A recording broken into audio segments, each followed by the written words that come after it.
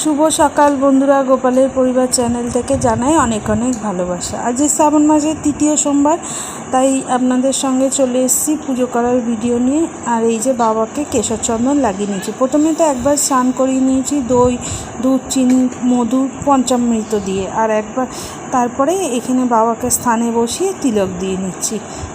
আর এখানে নিয়ে নিয়েছি সবুজ মুগ, ধুতরা ফুল, কলকে ফুল, বেলপাতা আর দুব্বা আর আতপ চাল। চন্দন সহযোগে বাবার মাথায় 11টা বেলপাতা দিয়ে নিচ্ছি। আজকে তৃতীয় সোমবার, সবাই জানেন বাবার মাথায় 11টা বেলপাতা দিতে হয়, তাই আমিও রোজকার মতো দিয়ে নিচ্ছি। আর এখানে নন্দী মহারাজেরও পুজো করে নিয়েছি, যেহেতু শ্রাবণ মাসের সোমবারে নন্দী মহারাজের পুজো অবশ্যই করতে হয়, তাই জন্য। আর এখানে নিয়ে নিয়েছি 11টা দুব্বা। এই 11টা দুব্বাও চন্দন সহযোগে বাবার মাথায় দিয়ে নিচ্ছি। একটা ধুতরা ফুল পেয়েছি, সেই ধুতরা ফুলটাও দিয়ে নিয়েছি। আর দিচ্ছি কলকে ফুল। যদিও ইচ্ছা ছিল মালা করার, কিন্তু সময় হয়ে ওঠেনি।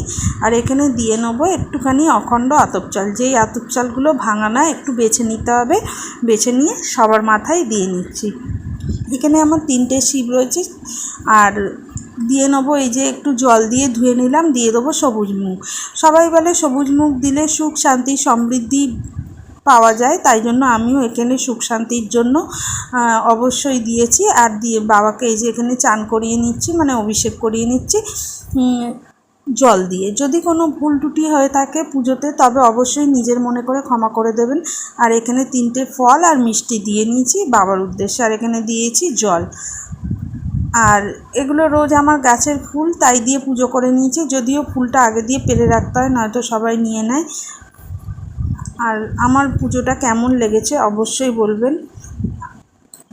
আর এই যে প্রত্যেক ঠাকুরকে দর্শন করিয়ে নিলাম, একে একে ধূপ দিয়ে আরতি করে নিচ্ছি। আর এই দিন কর্পূরটা সেইভাবে ছিল না বলে আরতি করতে পারিনি, কিন্তু প্রদীপ অবশ্যই জ্বেলেছি। আমার ভিডিওটা ভালো লাগলে লাইক, শেয়ার, কমেন্ট ও সাবস্ক্রাইব অবশ্যই করবেন।